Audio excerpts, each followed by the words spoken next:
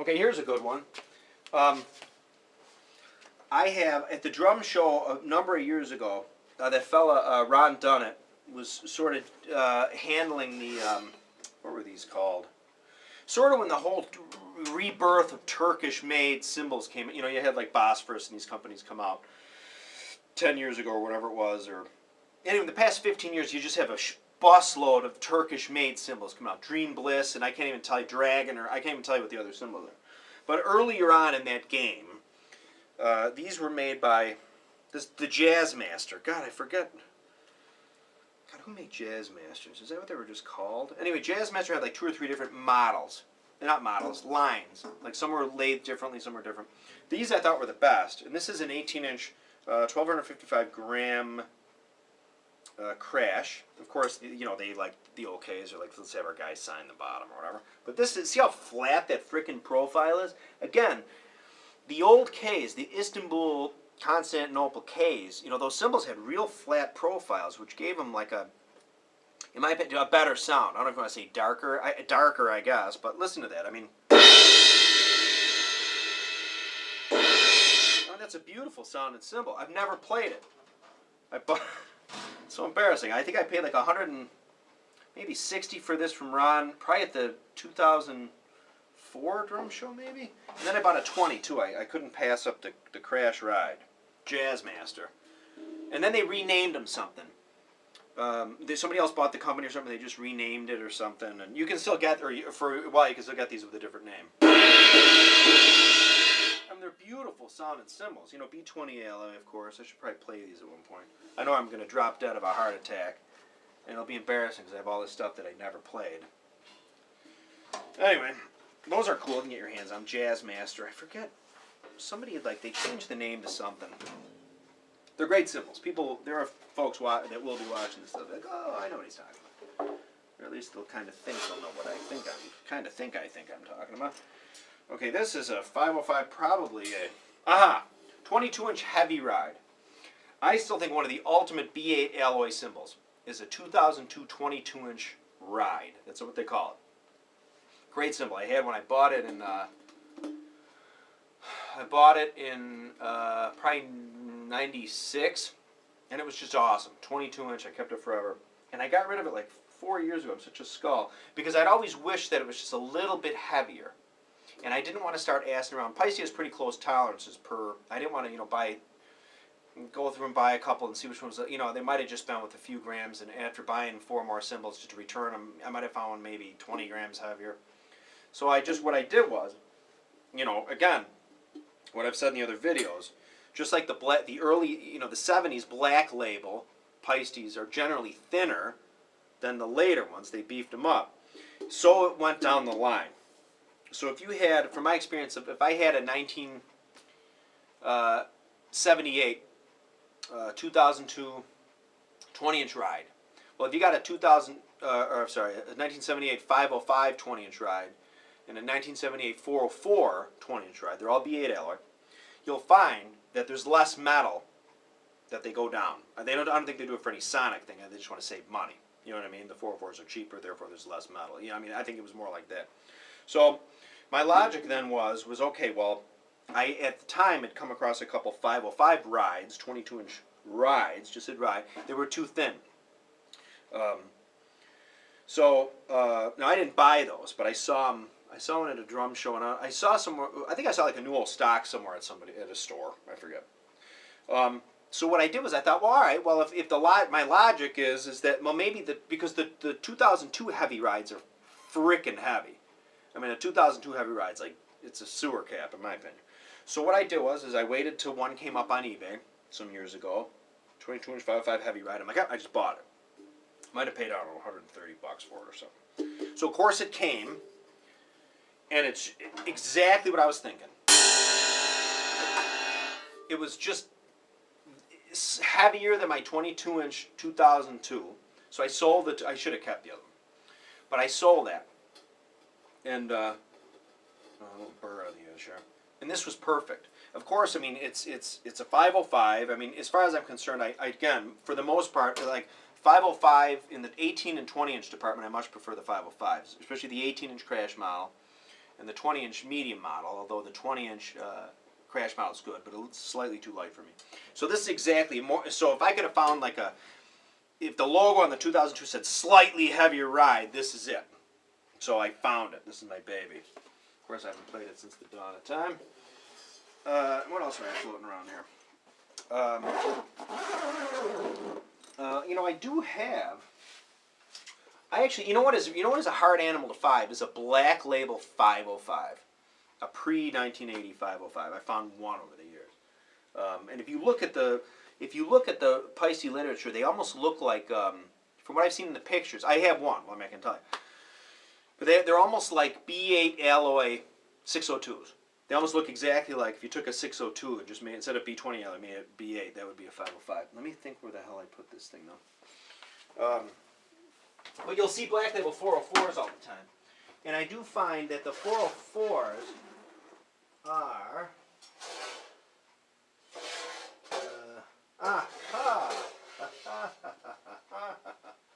Here. What the hell? That's shit. Well, I had a black rubber glove from somewhere.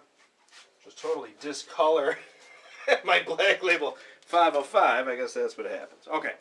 So Black Label 505, okay? Now the interesting thing about this, I actually got this, I couldn't find any Black Label 505s here, so I bought this about 10 years ago from eBay, German eBay. So somebody sent it from Germany, and it's cool. It's an 18. Remember, it's a heavy. So, you know, there was a time back, you know, like 602ville. You know, they didn't have heavy crash. You know, 602s, they had, the original 602s were thin, medium, and heavy, you know, like Zildjian would have. You know, back in the day, they just had like thin, medium, heavy, and then later they came up with like bounce or whatever. They came up with different designations. Look at this shit. Gosh damn it. Scheisse. Anyway, you know, I'm not going to stop this and restart the frickin' video. I'm gonna clean it while we're sitting here. So anyway, so here's a 5. It looks, if you can see it, it looks a lot like, a hell of a lot like a 602. This is what a 602 looks like, except that it's B8 alloy. Again, the original. I know this thing's going to slide off on camera. You're going to hear me say "God damn it" for the next 20 minutes. All right, stand by. The original B8. Paiste started farting around with B8 alloy, I think in 1965. They did a symbol line called Stambul. You know, like Istanbul.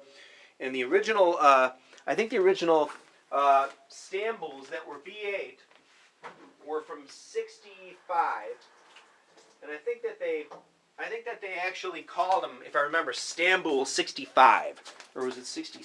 Yeah, 65. And the ones before that, the Stambuls up until that time were nickel silver. That was kind of more or less like the, apart from when Paiste went to, look at that, man, can you believe that? Gosh damn it. Paiste went to, more or less, nickel silver was sort of their bread and butter. And of course, nickel silver is nickel and copper. It's not, well, there might, I guess there could be some silver in it, I suppose. I don't know. But they're actually not bad sound symbols. Anyway, I'll digress for the 10,000th time. Okay, I don't know where the hell that frickin' Batman glove came from, how the hell it got on there. Anyway, this thing is actually stamped Stambul. So I think, I'm not sure, it's possible that Paiste, in their original, I don't want to get this ink all over my pants and stuff. Anyway, it is possible that Paiste, when they first came out with the 505s, maybe they had a bunch of Stambuls, B8 alloy Stambuls left over that they just inked 505.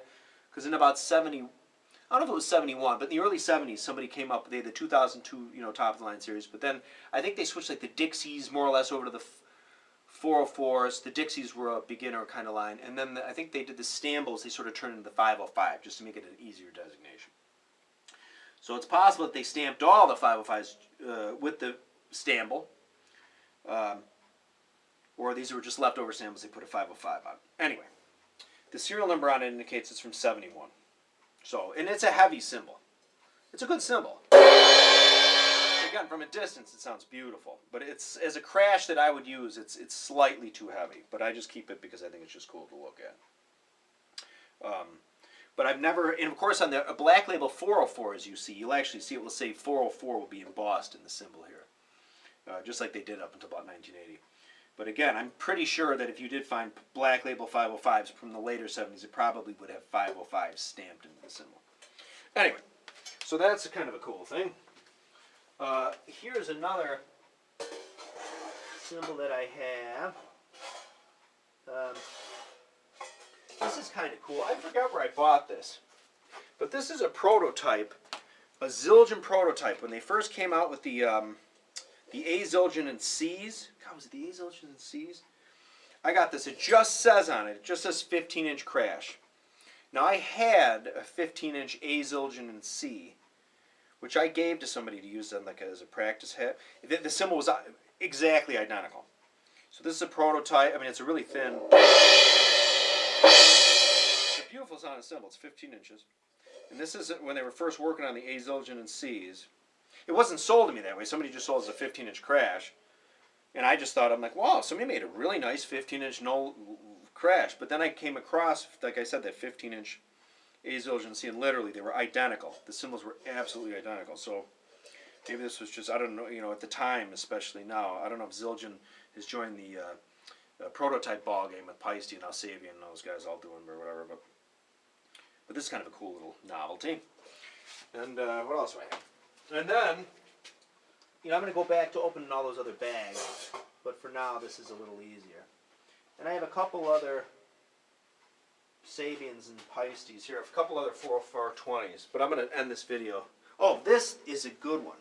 Okay, Paiste came out when they got rid of the around the time when they got rid of the 2000 series, which I want to say was like 93ish maybe. They got rid of the 1000 first, then they got rid of the 2000. I think they kept the 3000 slide. What happened was, I don't know if anybody remembers, but in about 86, they got rid of the 2002, and they brought it back. I think in like 93 maybe. And there's a period of time that they pulled like a Coca-Cola thing. They got rid of the 2002s, and people freaked out. They brought them back. Anyway, the 502. They came out with the 502 Bronze. Okay, now this was a beginner, you know, a cheaper symbol. And you'll see it sort of looks, it's not entirely polished, but they had subsequent series of this. Then there was the 502 series and the 502 Bronze, even though they were all bronze, or B8. And then the 502, remember, and then the 502 Plus, and the 502 Pluses I thought ruled. I digress. But anyway, this is a great sounding symbol. It's a bronze 502 18-inch crash. My friend Bob, who I sort of turned on to Paiste symbols, and he has heard the symbol and he wet his pants. He loved it. So again, I started talking before about the Giant Beats. Now I went in another video. I was talking about the Giant Beats. So what I did was, again, and of course I digressed and I went off the map and everything. And I'm sorry you have to sit through this and sort of get led on tangents. I was trying to find symbols that, you know, at the time, I'd call Paiste. When I first called Paiste, I swear to God, around the time I was ordering the 602 top, I ordered some 602s right before they discontinued them, that I got them through Thoroughbred, as I said in video 1. I asked them about the Giant Beats, and the folks there in California, they didn't know what the hell I was talking about. They were like, you know, they were like, what? I remember a lady, I talked to a lady first, she laughed. She was like, Giant Beat? Like what? B-E-E-T? Like a beat? Like you eat it? I was like, no. And so later on, a few subsequent times I called later, eventually somebody there I remember was like, oh, they were like Michael or Eric or one of the guys has one up on the wall in his office. They're like, oh, and I was like, yeah. Now at that time, to tell you the truth, God's honest, the only time I'd ever heard a Giant Beat was on Zeppelin recordings. Even then, I didn't know they were. I mean, I knew they were because in the book they talked about Giant Beats, but I didn't know for sure. I mean, whether in the studio he was actually playing. They sounded like B8LA to me, or you know. But I mean, shit. I mean, you know what they were. But I said to them, just because I wanted to see, I was looking for Giant Beats. Again, like I said, the label came off on original Giant Beats, the white label that was over here. And it would only said Paiste over here, but it didn't say Giant Beat in the embossed stamp. It just said Paiste made in Switzerland. And then something else. And then the moon and the rays, or whatever the hell it is. And of course I said, you know, in 71 to about 73 from my experience, they actually started putting Giant Beat in black ink on the symbols. Anyway. So I said, you know, but I just said to them, you guys should make them again, just because I wanted because I was a Bonham fan. I was just like, I wanted to get my hands on some cymbals I thought sounded like John Bonham cymbals. But then I was fortunate enough to find one. I found a 15-inch pair of hats, and I remember looking at the lathing, being like, God, these are funky looking cymbals, you know. And they just looked. They really, they had like you see, like they had like a weird, like a greenish brown color to them, you know, which they faithfully tried to reproduce on the reissues they came out with, you know, some years ago, 7 or 8 years ago, or whatever. And forever, when I call up and I talk to this guy Andrew, who's still there, God love him, and I know he thinks I'm mental, which I am certainly. But I always call him, hey Andrew, what's going on? Hey, you know, and from time to time I might say, you know, oh, you know, I was on a 505 kick. I'm like, you know, do you think you guys have any in the vault? Could you look any left over? You know, maybe sitting around, or could you bring back the Giant Beats? Or, and sometimes I'd say, you know, guys, I would of course be like, you know, it's a big mistake you guys got rid of the 602s. Because I know there's rambles all over the place, but my thing with 602s was, before I go off on that tangent, let's do this. Okay. The point of the Giant Beat conversation is then what I tried to do after I did find the 15-inch hats, and then I did find an 18, which wasn't mine though. I got to play it, but the guy, he didn't know it was a Giant Beat. I told him it wasn't. He's like, well, I want to keep it. I like it. So I was like, all right. So I played it at his house. So what I did was then I set out to try to find current Paiste cymbals that would sound like Giant Beats. And when I saw the lathing on the 15-inch pair of hats that I found and this other 18, I was like, oh, I recognize that lathing. It looks like the sound reflections I've seen in the late 80s. And I actually, too, got my hands on a Paiste also made 2002 reflectors, which I still think they might now. But there was a period of time, I think, before they came out with the 3000 series in 1986, that they made some regular 2002s reflector series. They didn't say reflector on them. They looked just like, or the inking and everything looked just like a 2002. But the cymbal is clearly a reflector. So anyway, this cymbal, now do you hear the decay? In this cymbal, you'll hear, see how fine the lathing is? In these bronze 502s, the lathing is actually a hell of a lot, almost identical to Giant Beat lathing, on the top. Not the bottom, but on the top. And I found, hear how that goes on? Not as much as a Giant Beat, or as a good Giant Beat, or the reissue Giant Beats, but similar.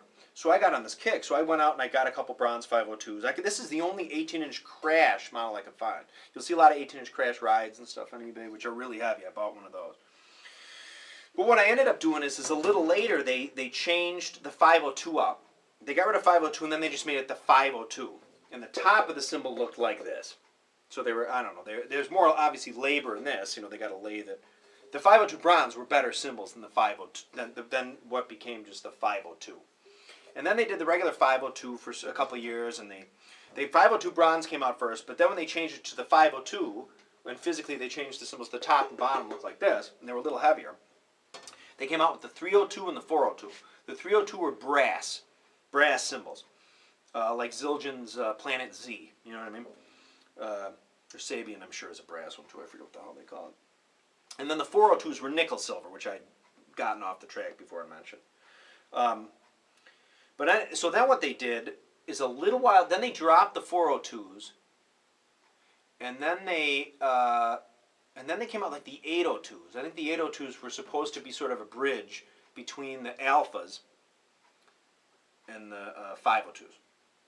Or maybe the 802s I think were definitely supposed to be below the alphas, if I recall. Because you know what Paiste would do is they'd have their top line stuff, and then they'd offer something a little below, and then they'd offer something a little below that, and then suddenly they had 10,000 lines.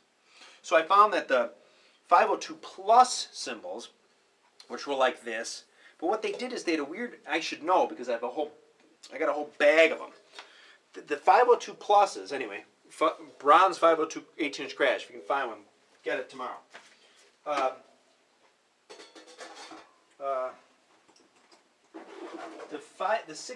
802 plus, which I think might be these. Aha! Show you just how crazy and sick I am. I have tons of these. I have a whole bag of these. These are, well, what you could say now are new old stock 502 pluses, because I freaked out when I heard these. I loved the sound of them. They sounded so much like Giant Beats to me, or from what I thought. Do you hear that decay? It goes on. So I bought, like, honest to God, like 5 or 6 of the 16s, 5 or 6 of the 18s, just the crash models. Because I knew in Paiste's nature, they have it for a year or 2 or 3 and they discontinue. So at the time, I was, I had a lot of money. I was working at the Merc, so I had a lot of money. So I went and I bought a bunch of them, And I'm glad I have them. I mean, it's embarrassing that I have them, but I have them. That's why I've had many, many cymbals over the years, because I am obsessive compulsive. But anyway, look at this. In the Plus series, what they did is at the bottom, and the top is almost like it's not even lathed. It's like I'm not sure if they stamped this in, or if they laser etched it in. And it's the weird, you've seen it. If you've seen these cymbals, they had 802 Plus as well. And I think they might have done 302 Plus. You see what happened was after they did the 502 Bronze, then the cymbals look like this. 502. And then they added a little plus there. So you'll see 802 Plus, 502 Plus. These are B8 alloy. And they're great cymbals. Of course, they don't sound exactly like Giant Beats, because what happened is right after I bought all these 502 Pluses and had called Paiste numerous times about bringing back the Giant Beats. Because then what started to happen was, God, I can't, this bag has like freaking, then I got 20s. My God. Anyway, so what happened was finally, when I'd call Paiste and I started to get my hands on more Giant Beats, because I then knew what to look for, I finally found like a couple 20s, and then I told my friend Bob about, I turned him on to Paistes in the mid, I shouldn't say I turned him on to Paistes, because he was a big Bottom fan. But I sort of gave him a bunch of primers on my experience with Paiste. So he went crazy. He went out and started buying all these frickin' Paiste cymbals on eBay, from dealers. And he used to have them shipped to my house, because he lived in a bad neighborhood. Or, well, could have been a worse neighborhood, but he didn't want a box with a $1,000 cymbal sitting on the front porch, so he had it shipped here. So I had, through my hands here in my house, numerous black labels, 602s, 2002s, Giant Beats. So I got a lot, and I got a lot of experience with the Giant Beats through there. I mean, so much more than I'd had. I probably before that found maybe 3 18s on my own, and maybe a 20 or 2. And that was 15-inch pair I had. So I would call Paiste every so often, because I just, the way it's in my nature, and I call and be like, hey, Andrew, I found a few more Giant Beats, and my friend found a 24, and then, you guys used to make a 24, and he knew. Andrew at that point was hip to the, he either did his homework or he always knew, but early on when I used to call her, he wasn't around, or he didn't answer the phone. So then finally, I remember one day, Andrew's like, you know what? He's like, a couple other people were asking about Giant Beats. And then that kind of went to like, yeah, cool. And then a few months later, I remember calling, he's like, you know what? He's like, we made a couple prototypes for some artists. And I was like, yeah, I was like, yeah, we're going to bring back? He's like, probably not. So, but then finally, Paiste brought the Giant Beats back. And from my experience, of course, wouldn't you know it, I just loaded up. I just spent, $400 or more on, 4 of the 20s, which are sewer caps, but I bought them anyway. 6 of the 18-inch 502 Pluses. 5 or 6 of the 16-inch 502 Plus. So they're great cymbals. I'm going to keep them. But then, of course, they come out with the reissue Giant Beats. And I want to say it was 90, not 90. Was it 2004 maybe? And I saw one of the first sets they had, or at least what they did is they had somebody, one of the guys, probably Andrew, brought them to the drum show in Chicago out here. It was a 24, 18, 20, 15-inch hats. And 14-inch hats. They did 14-inch hats. So we had the set out there, and immediately when I heard these 15-inch hats, now I, at that point, had seen a few pairs of 15. The original Giant Beat, in my opinion, 15-inch hi-hats, are not good sounding. So they don't sound bad, but they're not. The 15-inch reissues that they have, or at least the pairs that I've seen, especially the first pair I ever saw, were beautiful. The 15-inch pair of Giant Beat 15-inch hats. The 14s I wasn't so impressed with. They kind of sounded like a nice, like a late period 404 pair of 14-inch hats, a little darker and a little more metallic and maybe a little, not flimsy, but they didn't seem like they project as much. But the 15s were beautiful. The 18 was beautiful. The 20 was beautiful, and the 24 was just majestic. And I had written on the Cymbalholic site, I got home and I'm like, you guys, the Giant Beats are, I wouldn't, they haven't knew they were coming out. But I said, the funny thing was about the Giant Beat, it's like somebody finally made a B8 alloy cymbal that you could almost treat as B20. Meaning before when I said like B20, like with jazz, they sound good close up. From a distance they sound okay, but sometimes you can't hear a B20 cymbal. Like they don't cut through. Or sometimes an 18-inch Zildjian, if they're not mic'd up and the band's playing, the crash and will sound like you don't really hear it. Whereas an 18-inch, you know, B8, well, B8 alloy cymbal, the frequencies, the more copper will actually make it carry through. You can hear the, you know. But the Giant Beat, the Neo, as far as I'm concerned, the Neo Giant Beats are beautiful sounding cymbals, and they sound better than the originals to me, the ones that I've seen. And I've honestly probably seen maybe 3 24s. I think Bob had come through here. He's had 4 or 5 20s come through. I had the other ones that I had. He's had numerous 18s, and some of the 18s. I mean, some of the original Giant Beats, they are great sounding cymbals, but they're just different than the reissues. I don't know what it is. I actually honestly kind of prefer the sound of the reissues, to God's honest. Although the closest, you know, my friend Bob will say that, you know, he has a couple of the originals that sound identical. He said that the reissues, a couple of the 24 reissues sound exactly like the originals. But nonetheless, the way I look at it is original schmoriginal, whatever the hell sounds good to you, you know. And I found that for the love of God, I called Bob, I said, Bob, for the love of God, I'm out here at the drum show. They have a whole frickin' set out here. Bob drove out to the frickin' drum show, and he bought the set on the spot from the Paiste rep. And he didn't buy the 14s, though. He bought the 15, the 18, the 20, and the 24. And I'll tell you, man, I went home again. I went on Cymbalholic and, you know, the drum forum. I'm like, you guys, you know, these Giant Beats are the shit, you know. And I said, even jazz guys, they're dark. There's even a darkness to them, which normally, you know, like B8 alloy and dark in a certain sense, we are sort of opposites. Not really. I mean, B8, if it's really thin, B8 alloy can be very dark, but a trashy dark, not like a complex dark or whatever people might say in B20. But I think with Paiste, and I yapped and babbled to Andrew again a couple times about it. I was gushing over the reissue Giant Beats. And my opinion on the reissue Giant Beats, and I think I mentioned this in another video, the Paiste video I made about a year ago, is I think they should have 2 different models of the Giant Beats. They should have the current model, or line that they have, weights that is, and then have a slightly heavier version. Because if anything, the Giant Beats they have are on the slightly thinner side. They should have like maybe what you call them. They probably shouldn't use the term heavy because people think they're heavy metal. But let's say they called